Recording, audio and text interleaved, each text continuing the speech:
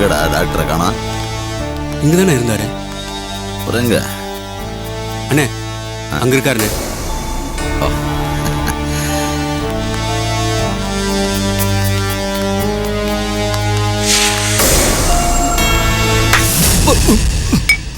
வணக்கம் டாக்டர், வணக்கம். எப்படி இருக்கீங்க? நீங்க யாரு? தனியா கச்சேரி போல இருக்கு. கம்பெனி யாரும் இல்லையா? அது சரி. இந்த அரக்கனை விடவா பெரிய கம்பெனி வேணா? சார், நீங்க யாருன்னு கேட்டுக்கிட்டு இருக்க, நீங்க சொல்லவே இல்லை. சொல்றேன் டாக்டர். இவ்வளவு தூரம் மெனக்கிட்ட வந்தவங்க சொல்லாம போறோம்.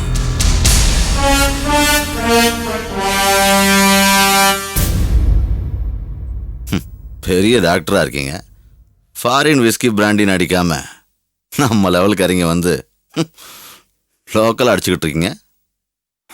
கேள்விப்பட்டேன், காசு இல்லாம பிரச்சனை அதானே? யோ, யாரியா நீ? திடீர்னு வந்து உட்காந்துக்கிட்டு தொண பேசிக்கிட்டு இருக்க. என் பேரு தியாகு. சோடா கிடா கலக்காம ஓப்பனா ராவா சொல்லணும்னா நான் ஒரு ரவுடி. என்னது ரவுடியா?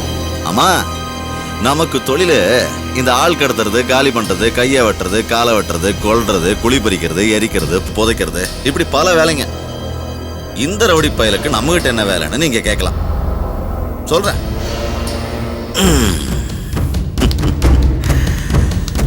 உங்களை பத்தி விசாரிச்சேன். திறமையான டாக்டரு. ஆனா குடின்னு பாட்டிலுக்கு அடிமையாகி இப்ப பாப்பர் ஆயிட்டீங்க. பொண்டாட்டி உங்களை விட்டுட்டு ஓடி போயிட்டார். ஊரை சுத்தி கடங்காரன் ஆஸ்பத்திரி வாசலுக்கே வந்து மானங்கட பேசுறான். அவன் சார் நீங்க. ஆமா, இந்த பிரச்சனைகள் வந்து மீண்டு நீங்க நிம்மதியா தண்ணி அடிக்கணும்னா உங்களுக்கு எவ்வளவு பணம் தேவைப்படும்? சார், நீங்க எனக்கு கடன் கொடுக்க வந்திருக்கீங்களா? சாரி சார், உங்ககிட்ட நான் கடன் வாங்கினா என்னால் திருப்பி கொடுக்க முடியாது. என்ன சார் நீங்க? நான் என்ன கந்து வெட்டி வியாபாரமா பண்ணிட்டு இருக்கேன்? நீங்க எனக்கு திருப்பி எல்லாம் தர வேணாம் சார். நான் உங்களுக்கு 10 லட்சம் தரேன். என்னது 10 லட்சமா? ஆமா சார், நான் உங்களுக்கு 10 லட்சம் தரேன். பதிலுக்கு நீங்க ஒரே ஒரு சின்ன உதவி செய்வீங்களா? என்ன செய்யணும்? உங்க ஆஸ்பத்திரியில உங்க மேற்பார்வையில மேகலான்னு ஒரு உயிருக்கு போராடிக்கிட்டு இருக்காளா? ஆமா. அவ சிரமத்தை குறைச்சு அவளை மேல அனுப்பி அவளை இந்த கண்டிஷனுக்கு கொண்டு வந்ததே நாங்க தான். அவ கண்ணு முடிச்சிட்டா நாங்க மாட்டிக்குவோம். அதனால அவ கண்ணு முடிக்கப்படாது. நம்ம பசங்களை ஆஸ்பத்திரிக்குள்ள அனுப்பி காரியத்தை முடிச்சிடலாம். அதனால முடியும், ஆனா ரிஸ்க். அதுவும் இல்லாம நாங்க செஞ்சா குத்தம் கொலை, ஆனா நீங்க செஞ்சா ஜஸ்ட் மிஸ்டேக். அவ விதி முடிஞ்சு போச்சு, மருத்துவம் தோத்து போச்சு அப்படின்னு அவளை தூக்கி கொண்டு போய் எரிச்சிட்டு அவ போட்டோவுக்கு மாலைய மாட்டி பொட்டு வச்சு எல்லாத்தையும் மறந்துடுவாங்க இல்லைங்களா? அது என்ன அதுக்குள்ள வேத்து போச்சு, சார்ஜ் இறங்கிருச்சா? இந்தாங்க கப்பு நேத்துங்க. டாக்டர், சத்தம் இல்லாம சோழிய முடிச்சுட்டு வெளியில வந்து கண்ணாடியை கழட்டி கையில வச்சுக்கிட்டு மூஞ்சிய சோகமா வச்சுக்கிட்டு சாரி எவ்வளவோ முயற்சி பண்ண முடியலன்னு சொல்லிட்டு 10 லட்சத்தை வாங்கி பாக்கெட்ல போட்டு பாட்டிலா பாரின் சரக்கு வாங்கி அடிச்சுட்டு நிம்மதியா இருங்க. என்ன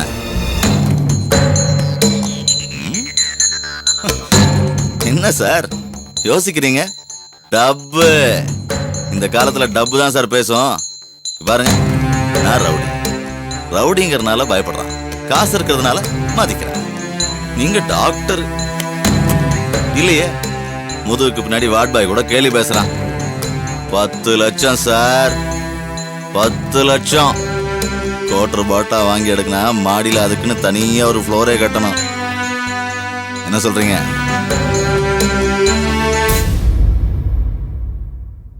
பண்றேன் சார். ஒத்துக்கிட்டாரா? Good sir, good, very good. உழைக்க தெரிஞ்ச ஆள் சார் நீங்க. அட்ரஸ் வச்சுக்கோங்க. சாயங்காலம் என் வீட்டில் வந்து பாருங்க. 5 லட்சம் அட்வான்ஸ் தரேன். மீதி 5 லட்சத்தை மேட்டரை முடிச்சுட்டு வாங்கிக்கோங்க. ஓகேவா?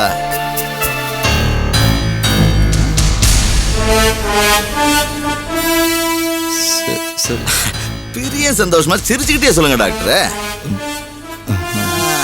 Okay sir. வரட்டுங்களா? வரேன். நீங்க கண்டினியூ பண்ணுங்க. வாங்கடா.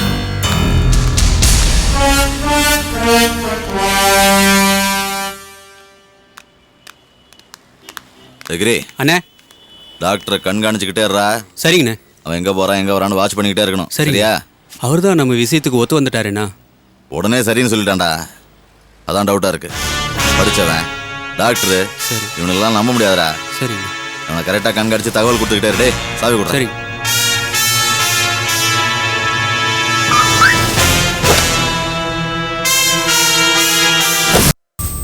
ரொம்ப நல்லதுப்பா. அம்மா நீங்க கேட்ட பொருள் எல்லாமே இதுல இருக்கு. இனிமேல் ஏதாவது தேவைப்பட்டுச்சுன்னா எனக்கு ஃபோன் பண்ணி சொல்லுங்க, நான் வந்து வாங்கி கொடுத்துறேன். என் மருமக அங்க நல்லா இருக்காளா? நல்லா இருக்காங்கம்மா. நான் கேட்டதா சொல்லு. கண்டிப்பா சொல்றேம்மா. வரேம்மா.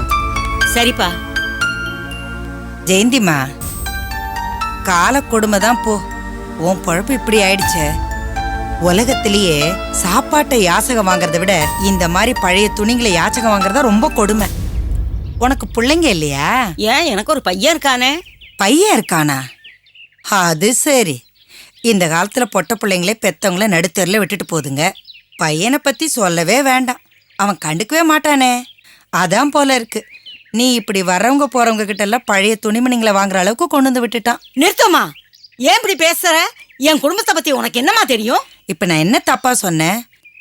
வரவங்க போறவங்க கிட்ட எல்லாம் பழைய துணிமணியை வாங்கி பொழப்பு நடத்துற அளவுக்கு உன் பையன் உன்னை விட்டுட்டான்னு சொன்னேன். இது தப்பா? இப்புள்ள எனக்காக கல்யாணம் பண்ணிக்காம இருந்தான். நான் தான் கட்டாயப்படுத்தி அவனுக்கு கல்யாணம் பண்ணி வச்சேன். அவன் இருக்கிற வீடு சின்ன வீடா இருக்கு. நான் புருஷன் பொண்டாட்டிக்கு அங்க இருந்தா இடைஞ்சலா இருக்கும்னு தான் நான் இங்க வந்து தங்கி இருக்கேன். என் மகன் வற்புறுத்தி கூப்பிட்டு கூட நான் அங்க போல. அவன் கூட வேலை செய்யறவங்க கிட்ட புது துணிமணியெல்லாம் கொடுத்து அனுப்பி இருக்கிறான். இத பார்த்துட்டு உன் இஷ்டத்துக்கு பேசுறியே, நீ எல்லாம் ஒரு பெரிய மனுஷியாமா? கடவுள் உன்னை வைக்க வேண்டிய இடத்துல தான் வச்சிருக்கான். நீயும் உன் புத்தியும். ரொம்பத்தான் பேசுறீங்க, போங்க. ஆஹா. வந்துட்டாங்க. வணக்கம்மா. வாங்க. என்ன சொல்லிட்டு போறாங்க? அவங்க கஷ்டத்தை சொல்லிட்டு போறாங்க.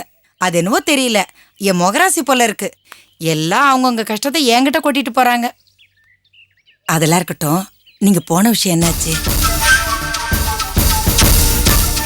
என்ன பேசாம இருக்கீங்க? என்னத்தேன்னு சொல்றதுமா?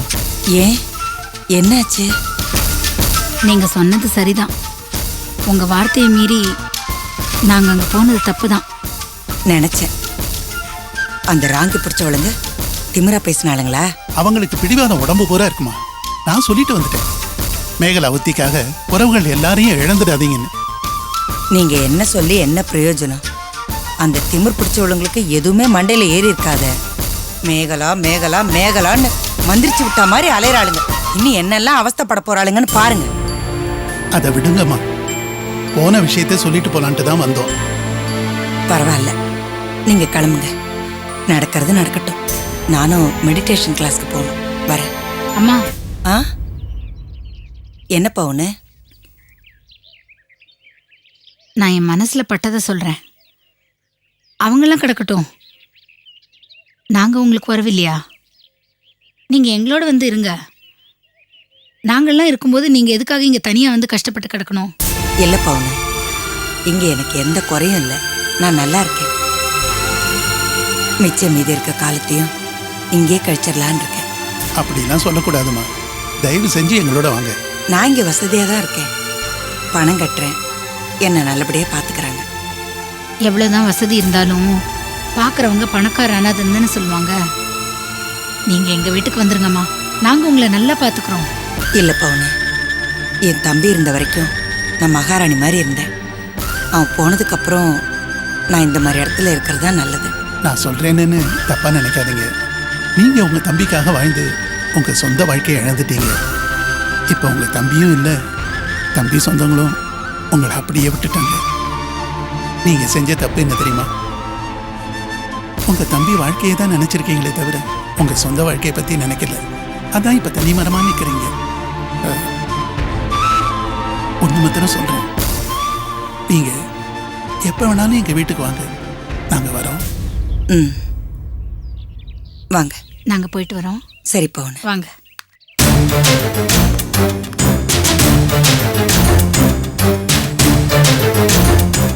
நீங்க உங்க தம்பிக்காகவே வாழ்ந்து உங்க சொந்த வாழ்க்கையை இழந்துட்டீங்க.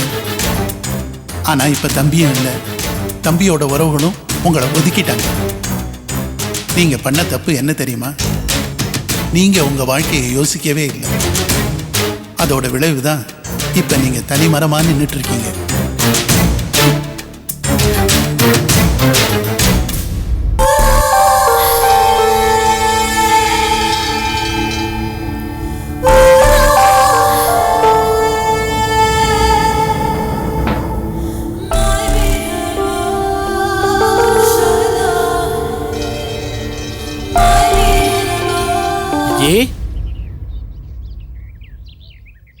விஜிமா,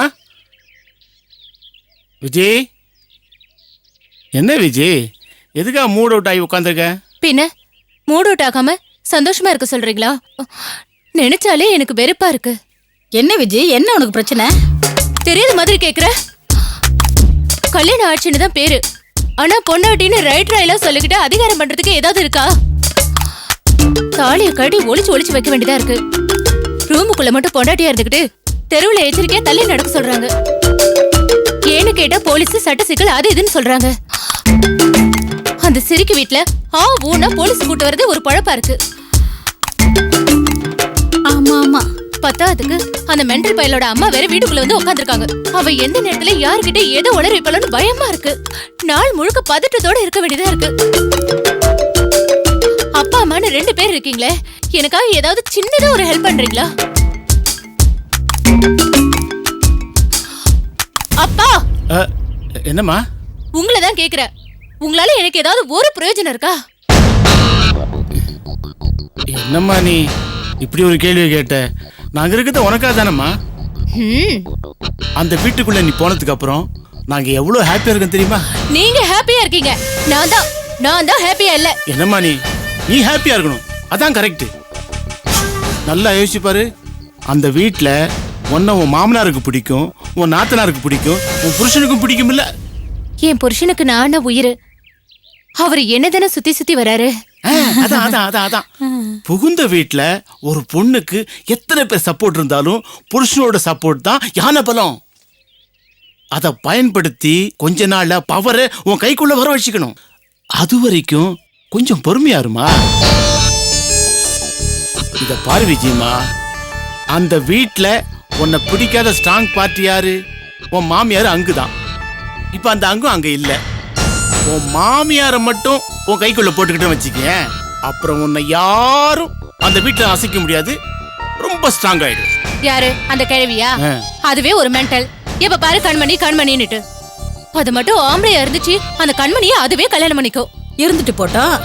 அப்படியேப்பட்ட பொம்பளையை தாண்டி உன் கைக்குள்ள இழுத்துக்கணும். அதானே உன் சாமர்த்தியம். என்ன பத்மானி சாமர்த்தியத்தை பத்தி நம்ம வச்சுக்கிட்டு சொல்லிட்டு இருக்க? அதானே சமத்து குட்டியாச்சே. விஜயமா, நீ செய்ய வேண்டியதெல்லாம் ஒண்ணுதான். உன் மாமியார கவுத்து உன் பக்கம் இழுத்துக்க. அப்ப அந்த மென்டலோட அம்மா? நீ தானே சொன்ன அவ கஞ்சிக்கு இல்லாம தான் அங்க வேலைக்கு வந்திருக்கான்னு. அவகிட்ட அனாவசியம் பிரச்சனை பண்ணா உனக்கு தான் டேஞ்சரு. உண்மையை ஓபன் பண்ணிட்டு அவ பாட்டுன்னு வேற வீட்டுக்கு வேலைக்கு போடுவா. ஆனா நீ இன்னொரு வீட்டுக்கு மருமகளா போக முடியாது இல்ல? அங்கதானே இருக்கணும். என்னப்பா வளர்றீங்க? சொல்ல வந்ததை விட்டுட்டு ஏதேதோ சொல்றீங்க. வேலைக்காரி மேட்டர்ல கொஞ்சம் பொறுமையாருன்னு சொல்ல வரேன். சரியான சந்தர்ப்பம் வரும்போது நானே கரெக்டான ஐடியா தரேன். அப்ப நீ அவளை வெளியே அனுப்பிடலாம். ஆமாமா விஜய், நீ பாட்டுன்னு அவசரப்பட்டு ஆத்திரப்பட்டு ஏதாவது சொல்லி வச்சிட்டீன்னா ரொம்ப ஆபத்தா போயிடும். நீ அந்த வீட்டுல மருமகளா இருக்கிற வரைக்கும் தான் நாங்க இந்த வீட்டுல வயிறார 4 வேளைக்கு சாப்பிட முடியும். 4 வேளையா? 3 வேளை மீல்ஸ், 1 வேளை டிஃபனு. நாம அப்படித்தானே சாப்பிட்டு பழகி இருக்கோம். பாருமா, பெத்தவங்களை சோத்துக்கு சிரமப்பட விட்டுறாதம்மா. கொஞ்சம் பொறுமையாரு, எல்லாத்துக்கும் ஒரு விடுவு காலம் வரும்.